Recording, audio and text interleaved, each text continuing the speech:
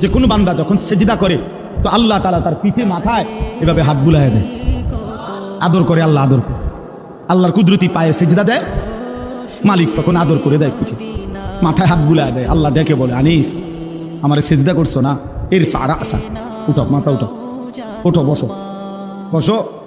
আর কিছু বলবা কিনা বলো? তো বান্দা বলে আত্তাহিয়াতু লিল্লাহি ওয়াস সালাওয়াতু ওয়াত তাইয়্যিবাত। আল্লাহ বলে, আচ্ছা আমার প্রশংসা করলা, খুশি হলাম, আর কিছু? আল্লাহুম্মা সাল্লি আলা মুহাম্মদ ওয়া আলা আলি মুহাম্মদ।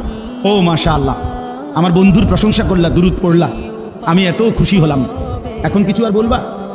তো বান্দা বলে, আল্লাহ সেজদা দিয়ে আপনার কাছে আসলাম, আপনার প্রশংসা করলাম, আপনার বন্ধুর দুরূদ করলাম, একটা উদ্দেশ্য আছে, মাকসাদ আছে। কি মাকসাদ, কি উদ্দেশ্য?